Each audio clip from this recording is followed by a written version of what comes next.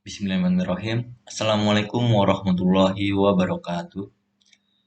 Perkenalkan, nama saya Mario Jatmiko dari program studi Matematika FMIPA Universitas Pakuan 0641200011. Saya dari angkatan 2020 semester 5. Ini saya akan menjelaskan dan mempresentasikan sebuah makalah yang sudah menjadi PowerPoint mata kuliah sistem dinamik model SIR vaksinasi dengan jurnal yang berjudul Analisis Penyebaran COVID-19 dengan menggunakan model SIR dan vaksinasi serta estimasi parameter. Dan di sini sebuah tugas dari Bu Maya. Oke, baik. Berlanjut dengan judul tadi ya, analisis penyebaran COVID-19 dengan menggunakan model SIR dan vaksinasi serta estimasi parameter. Nah, karena diambil dari jurnal atau artikel, artikel ini membahas model penyebaran COVID-19 dengan menggunakan model SIR dan kontrol berupa vaksinasi. Perkembangan COVID-19 ditinjau dengan bilangan reproduksi yang nilainya diestimasi dengan metode kuadrat terkecil menggunakan data kasus harian wilayah Pekanbaru. Nah, hasil estimasi data bilangan reproduksi kemudian dihampiri dengan 4 fungsi estimasi, yaitu fungsi polinomial, eksponensial, trigonometri, dan gabungan dari ketiganya. Selanjutnya, bentuk vaksinasi diterapkan pada model dengan menggunakan kontrol optimal sebagai metode kontrolnya. Bagian ini diberikan metodologi atau langkah-langkah penelitian, langkah-langkah kerja, pengolahan data, estimasi parameter, dan desain kontrol. Berikutnya dibahas tentang bilangan reproduksi model SIR dan estimasi parameter bagi fungsi bilangan reproduksi. Selanjutnya ada desain kontrol optimum sebagai bentuk vaksinasi bagi model dan dilakukan simulasi berdasarkan data parameter menggunakan data kasus harian. Bagian terakhirnya nanti terdapat kesimpulan. Inilah yang bakalan kita bahas nanti. Oke, lanjut. Sebelum beranjak jauh ke pembahasan yang lebih kompleks, kita harus tahu COVID-19.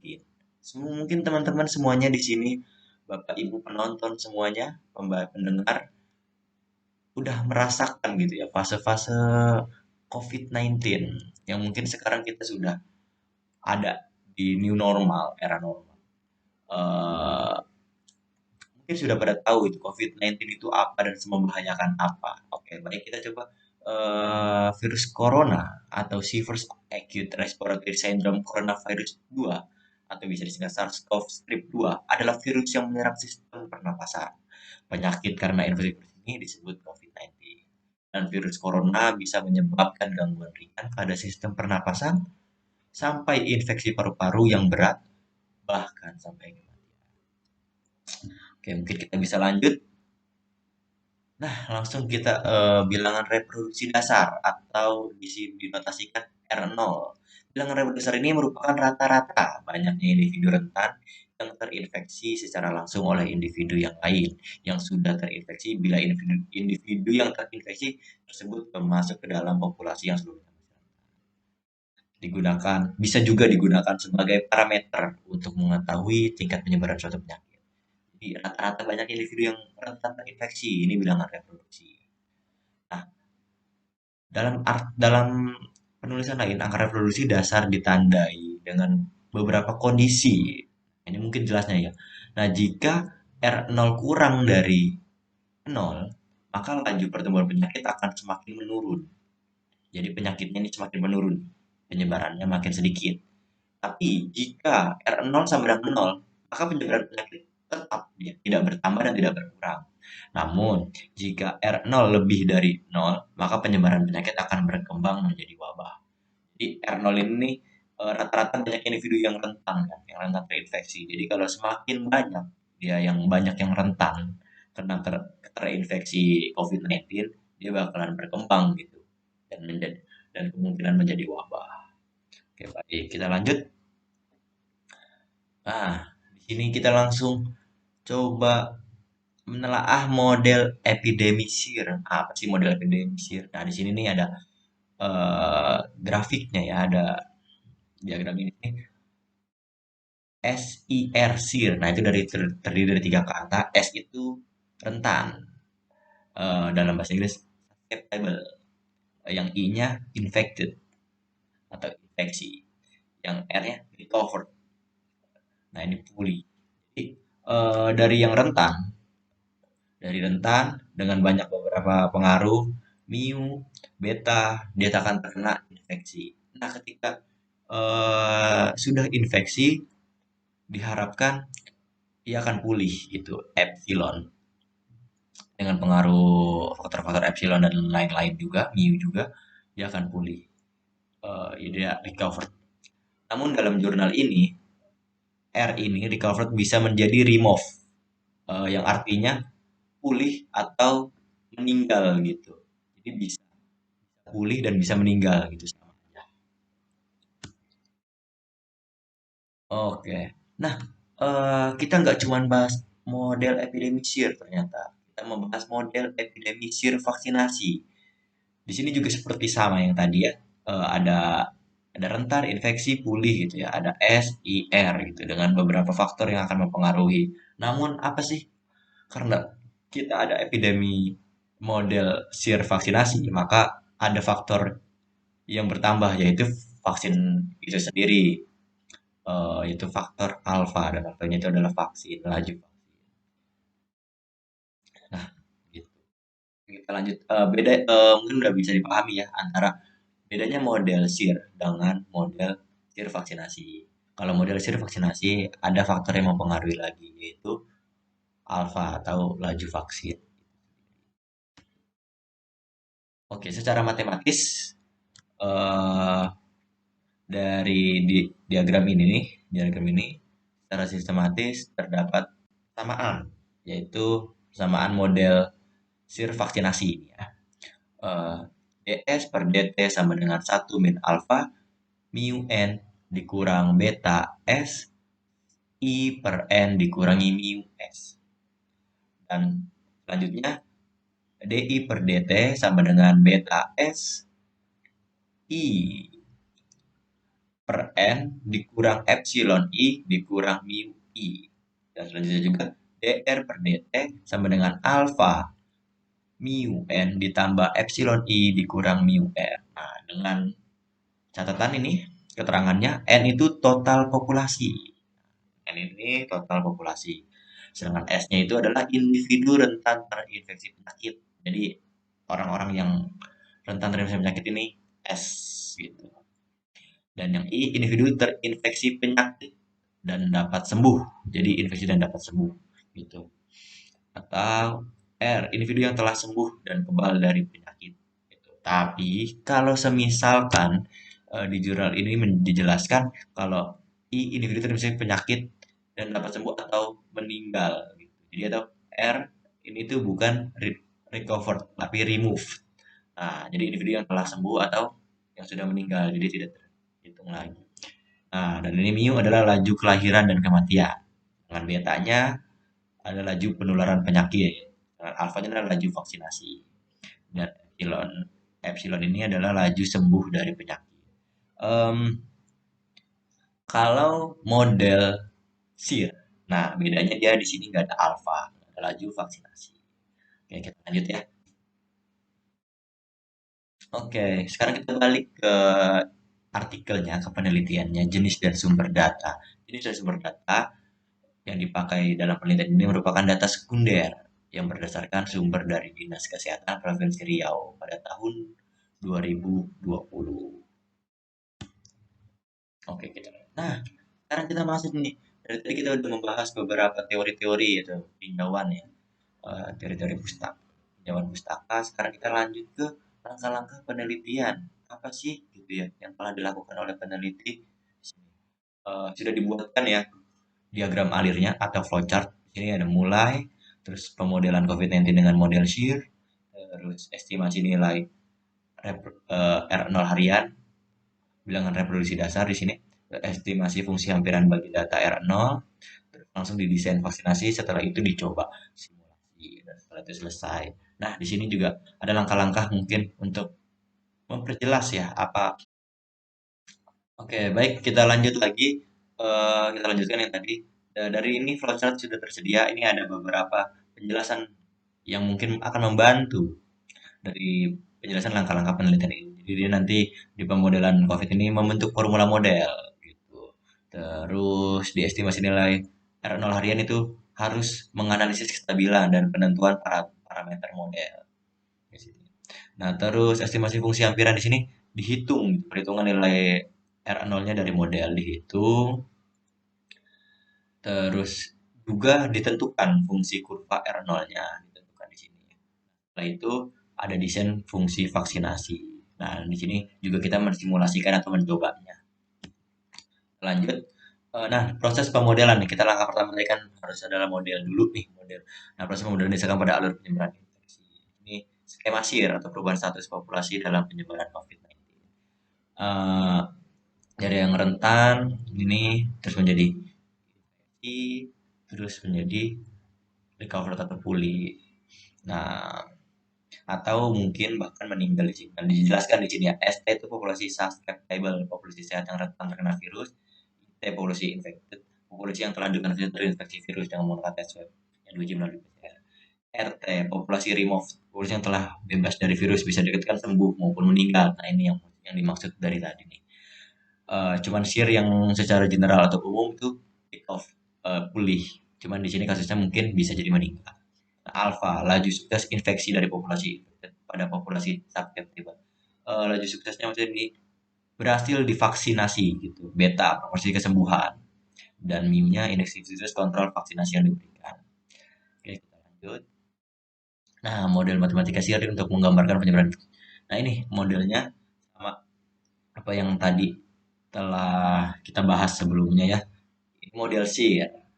Sedangkan ini model tanpa dimensi dari penyebaran COVID-19. N disampaikan konstan. Jadi ini SIR vaksinasi ya, model SIR vaksinasi tadi masih menggunakan jumlah populasi di sini. Nah, kan kita anggap konstan, jadi model tanpa dimensi penyebaran COVID-19 ini menjadi seperti ini. Lanjut. Nah, di sini tercantum data harian kasus COVID-19 di wilayah Pekanbaru dari bulan September sampai Oktober 2020. Nah, jadi kan harus estimasi harian tadi ya. Kita kalau kita langkah-langkah penelitian ini dapat nih dari tanggal 1 bulan 9 sampai bulan 10 tanggal 31 bulan 10 2 bulan.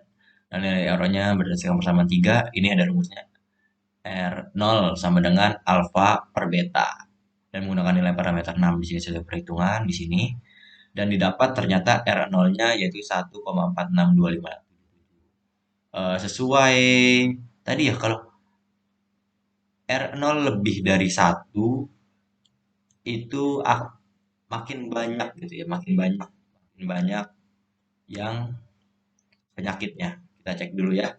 Nih, di sini teman-teman mungkin biar makin paham, makin pasti. Nih.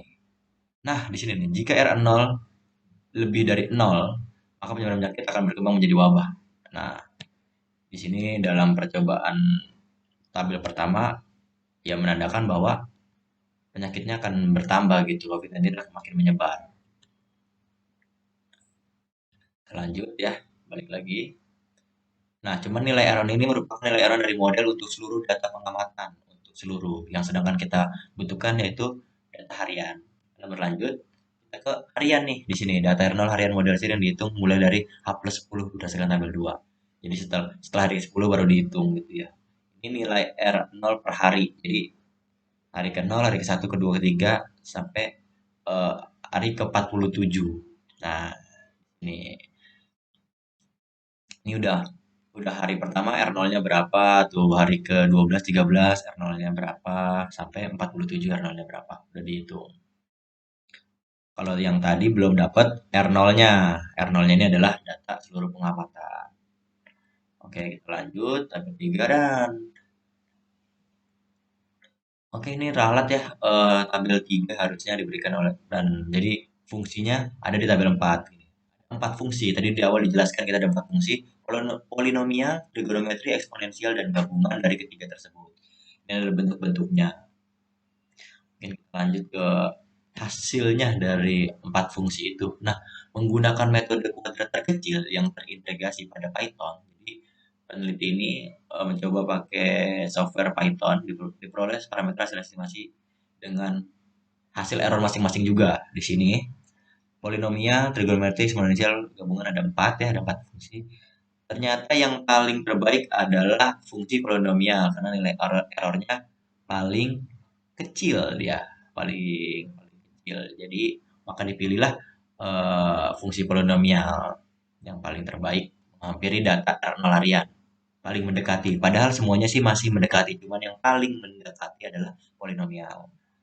Oke, kita lanjut.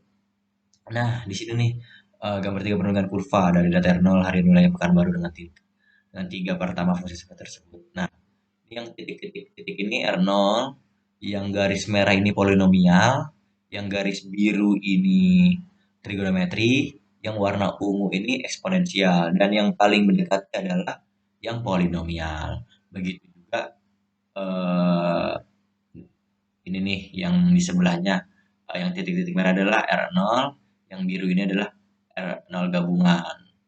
Yang terlihat tiga fungsi itu hampir cukup dekat dengan sebaran data, meskipun fungsi polinomial merupakan fungsi memberikan hampir yang terbaik. Jadi semuanya mendekati, tapi yang paling mendekati adalah fungsi polinomial.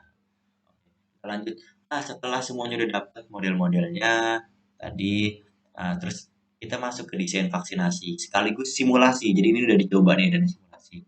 Nah, dari gambar 5 menjelaskan grafik ini perbandingan populasi sehat yang dikontrol dan tanpa dikontrol. Jadi kan kita udah mulai desain ada yang dikontrol dan tanpa dikontrol.